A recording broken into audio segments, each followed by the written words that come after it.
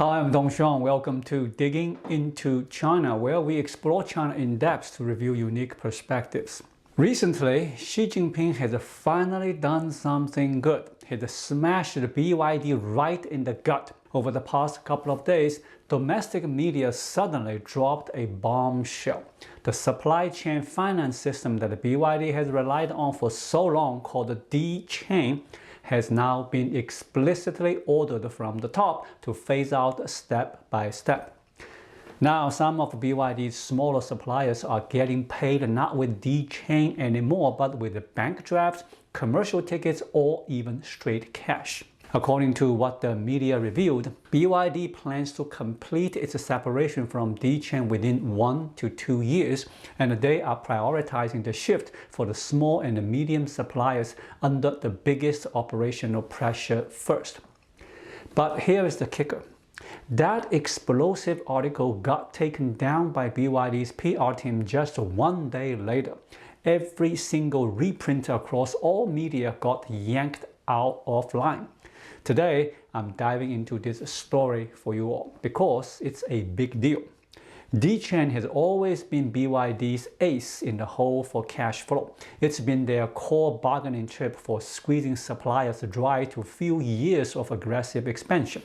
If BYD loses Dchain, what happens to those hundreds of billions in off-balance sheet debt? Will their financial reports suddenly blow up? Will suppliers start a run on them? Or can BYD cut off the infected limb to survive and finally shake off that label of being the Evergrande of the auto world? First off, let's do a quick refresher on the basics and explain what BYD's Dchain really is. At its core, Dchain is basically like a BYD issuing its own currency. Sounds wildly over the top, right? But that's exactly what it is. Because Dchain has all three functions of money. It works as a medium of exchange, it circulates, and it can even be used for financing. The only difference is this currency isn't printed by the People's Bank of China, it's printed by BYD themselves. Suppliers deliver goods to BYD, and under normal circumstances, they should get paid in cash. But instead of money, BYD hands them an electronic IOU called the Dchain, stamped with BYD owes you this amount payable on such and such date. Think about it for a second. Doesn't the real world money work the same way?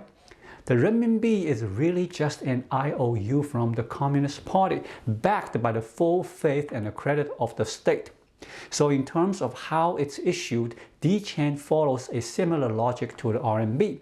The only difference is who's doing the issuing. One is a sovereign nation, the other's a for-profit company. And that's where the scary part kicks in. A country printing money has a central bank, fiscal policy, and the layers of regulation behind it. A company printing money? It's leaning on nothing but its own shaky corporate credit. And the Dchain isn't even a legal tender instrument. It's not registered with the central bank, and it's not protected under the bills of exchange laws. When you try to discount a Dchain for cash, the interest rate is sky high. Bank drafts might cost you less than 1% to discount, but Dchain, it's 5% to 10%. Why? Because the credit behind the Dchain from BYD itself just can't stack up against the ironclad backing of a bank. And get this, it can even circulate. A first-tier supplier gets Dchain and they can pass it on to second or third-tier suppliers. At that point, it's no longer just a payment tool. It's morphed into a currency looping around inside the supply chain. So to sum it up in one line, Dchain is BYD using its corporate credit to mint a kind of BYD coin within its supply chain ecosystem. Suppliers take this BYD coin to buy raw materials, to get goods, to scrape together cash, and over time, the whole supply network starts revolving around this BYD coin. Meanwhile, BYD runs the show, squeezes the suppliers for every drop, and pockets massive financing. And talk about a sweet deal. It's way better than going cap in hand to a bank for loans. This is free money, essentially. Because the funds borrowed through Dchain never show up on BYD's financial statements. Dchain doesn't even touch the central bank system. It's not a statutory tender, so it's pure off-balance sheet stuff. No need to report it on the book. That way, nobody outside knows how much cash BYD's really poured in through Dchain. Market estimates put it at a scale of several hundred billion yuan right now. BYD's been striding so boldly, laying its ambitions so bare, they turned one supply chain finance gimmick into their own personal central bank, issuing their own coin, setting their own rules, controlling the flow of credit. This kind of boundary-pushing innovation is straight up challenging the government's authority. Because BYD basically planted a ticking bomb of several hundred billion yuan right in Xi Jinping's lap, a financial explosive that size, Xi was bound to lose patience one day and step in to clean house. The fact that BYD could run this Dchain show so brazenly for years tells you just how backward China's financial oversight really is. If this were the US, BYD would have been fined into oblivion ages ago. The core logic of American financial regulation is crystal clear.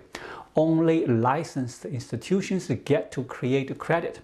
Want to play that game? You gotta be a proper US financial firm. If you are just a company, stick to selling your widgets. Get a license first if you want to dip into finance. Sure, the US has supply chain finance too, but companies have to do it through partnerships with banks.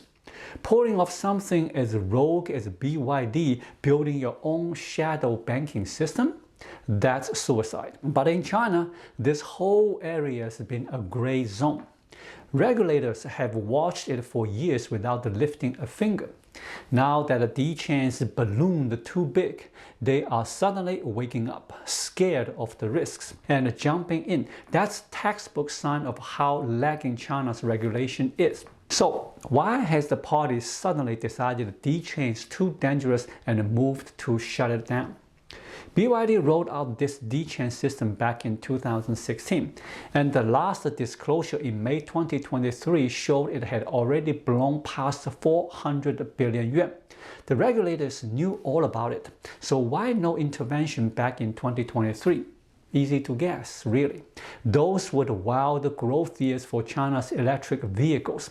The state was all about stabilizing jobs, propping up growth, pushing exports.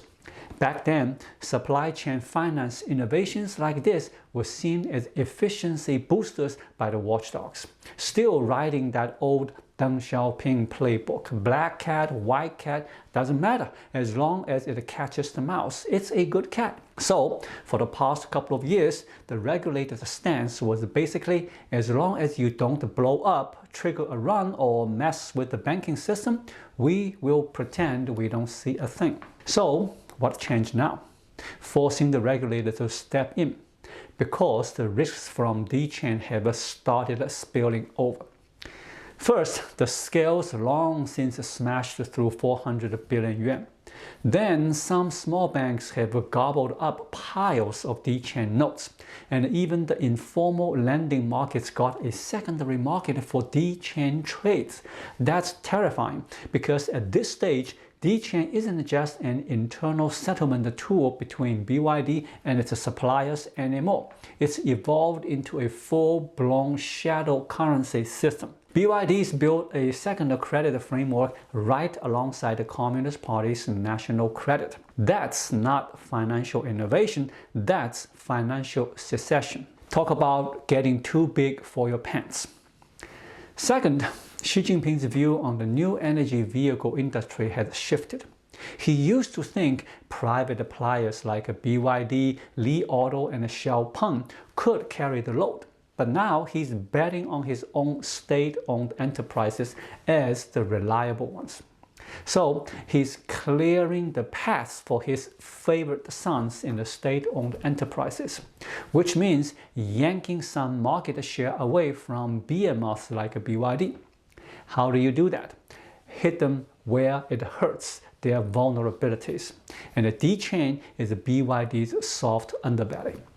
I bet the state car makers have been whining to Xi about it non-stop. Stuff like, we are out here scraping together proper bank loans, paying interest, booking it all on the balance sheet. But BYD, they whip up this Dchain nonsense and get the billions for free.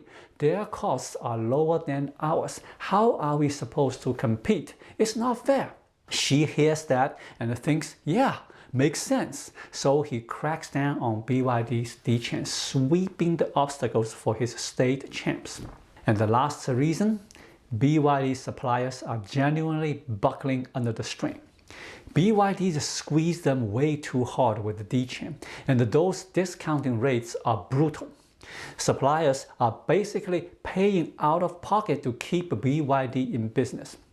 Companies are dropping like flies, and that's bad for social stability, folks' jobs, government tax revenue, you name it.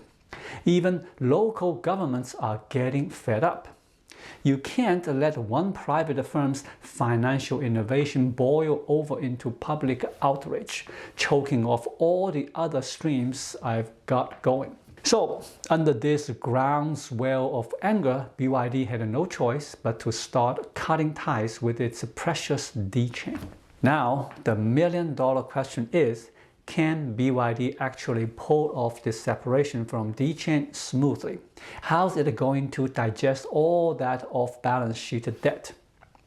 First things first, we outsiders have no clue how much that off-balance sheet liability really is. The only solid info we've got is that May 2023 disclosure from Dchain itself, 400 billion yuan. And now, 2+ years later, who knows what it's ballooned to. Let's be conservative and say it's still sitting at 400 billion. And suppose half of that's unpaid, call it 200 billion. If we slap these 200 billion in suppliers' payables onto BYD's balance sheet, how much do you think that jacks up their debt to asset ratio?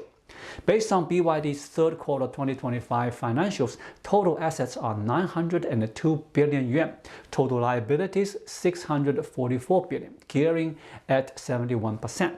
Toss in another 200 billion in payables and boom, that the ratio shoots right to 93%. So BYD flat out can't rip the band-aid off all at once. That's why the media leak said they are aiming for 1 to 2 years to phase it out gradually, starting with the small and medium suppliers. Those little guys are the most cash-strapped, with the smallest trade volumes. So for now, when they supply BYD, they can get bank drafts or cash straight up. That saves them a bundle. Dchain discounting eats 5 to 10 points, but the bank drafts top out at 1 point. Huge profit boost, giving themselves a 2-year cushion. That's just step 1 in BYD's severance plan. To not get buried by Dchain next, they've got only 3 paths forward. Path 1. Hit up the banks for loans. These suppliers' debts have to get settled eventually. They are all short-term, crushing the cash flow. If they can swing a big long-term loan from banks to swap out these payables, BYD gets some breathing room. But the real question is, will banks even lend them that kind of money now? Banks look at your growth prospects. Which brings us to path 2 for BYD. Dig up more profit streams. If they don't want to pay down debt but still want to keep expanding like crazy, they have to rake in way more cash. And for BYD right now, that's a tall order. We just broke down their sales slumps the other video. So what's the third and final path? Hug Xi Jinping's thigh tight and glue yourself to the policy sweet spot. If new EVs aren't cutting it anymore, pivot to robot transformation or whatever, as long as the state will backstop you and you can carry the national destiny on your shoulders. Everything's negotiable. But from what I can see, BYD is looking a bit out of favor with Xi Jinping these days. All in all, whether BYD can weather this cash flow gauntlet from the Dchain detox, I'm not optimistic personally. And I don't think BYD is either. According to the media whispers, they are doing point-to-point outreach right now, starting with the small suppliers, and they've slapped confidentiality on the whole thing, probably to keep it from leaking. If word gets out, what if suppliers panic and start a run? Nobody knows the real scale of Dchain, so suppliers get spooked. What if BYD can't cough up the cash? If the cutoff flops, BYD will just stiff them on the debt. It's off balance sheet after all. So suppliers might rush to cash out just out of fear. No wonder BYD is scrubbing every trace of those media reports across the web. Things ain't like they used to be. BYD is still wearing that Evergrande of auto industry crown. Market confidence is tanking. And if suppliers trigger a squeeze now, that's game over. No lifeline left. But like I always say, you reap what you sow. It's all karma catching up. If a company like a BYD really gets run on and goes bust, you can't blame anyone else. Who told you to squeeze your suppliers that viciously?